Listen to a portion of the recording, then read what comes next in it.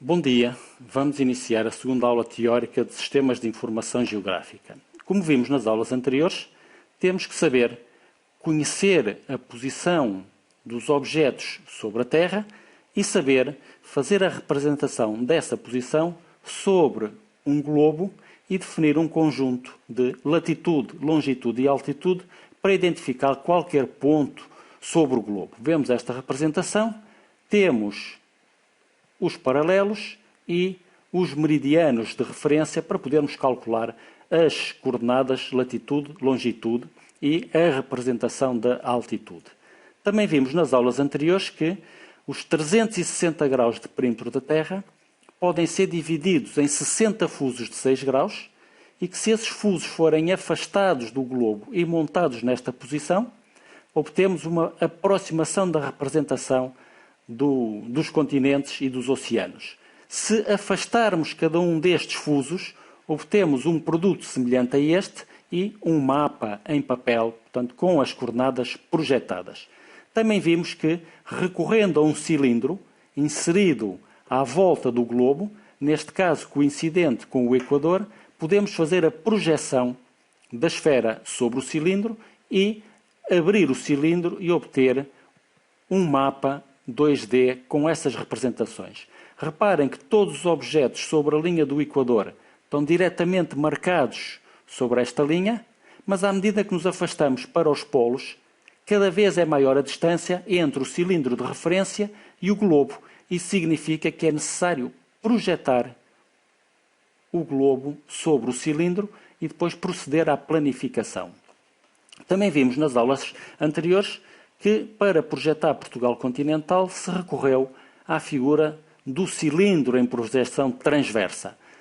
Inseriu-se o cilindro, definiu-se o fuso de referência, marcou-se o centro do fuso e a posição do Equador e depois fez-se a projeção desse fuso, aqui representado a preto, sobre uma representação plana cartesiana e a origem das coordenadas foi associada ao ponto central português, ou seja, na zona da Melrissa, o vértice geodésico da Melrissa. Temos o sistema Eiffort de Gauss Datum Lisboa, ou antigo, onde o ponto de fixação do datum era o Castelo de São Jorge e a origem das coordenadas o ponto central, e temos o sistema Eiffort de Gauss novo, em que a origem das coordenadas coincide com a posição de fixação do datum. São duas representações semelhantes, mas com esta nuance.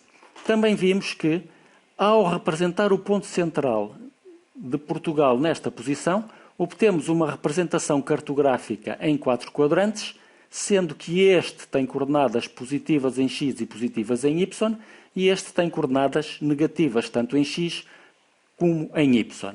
Para obviar esta situação, o exército português procedeu à translação da origem das coordenadas para o Atlântico, ou seja, fez a translação 200 km em direção oeste e 300 km em direção sul e definiu a falsa origem no Atlântico. Isso significa que, por exemplo, o ponto central sem falsa origem é 00.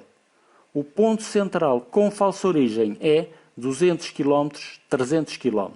E esta é a forma de transformar sem falsa origem em falsa origem e vice-versa.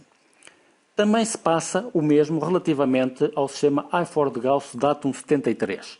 A origem das coordenadas no ponto central define os 4 quadrantes, positivo, positivo, negativo, negativo. Procedeu-se à translação, mas agora, pelo facto do datum ter sido mudado do Castelo de São Jorge para o ponto central, a falsa origem já não é de 200 km, mas sim de 200 km, 180 metros, e em Y não é 300 km, mas 299,913.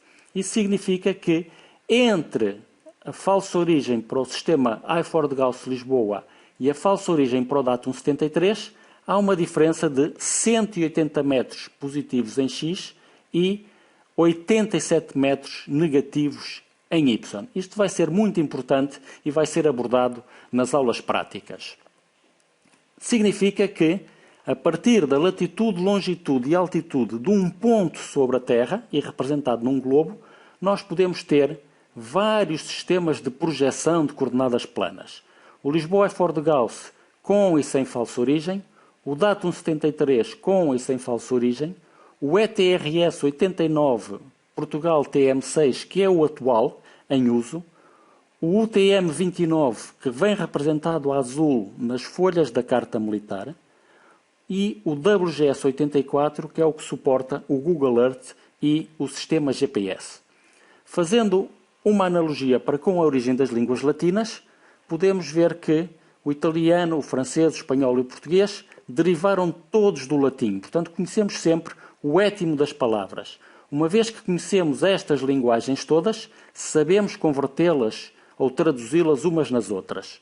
Se pedirmos ao Google Translator para passar um texto de inglês para português, a situação é pacífica. Mas se tivermos um texto que não conseguimos identificar e cuja linguagem não conhecemos, será impossível convertê-lo para português porque não conhecemos as regras.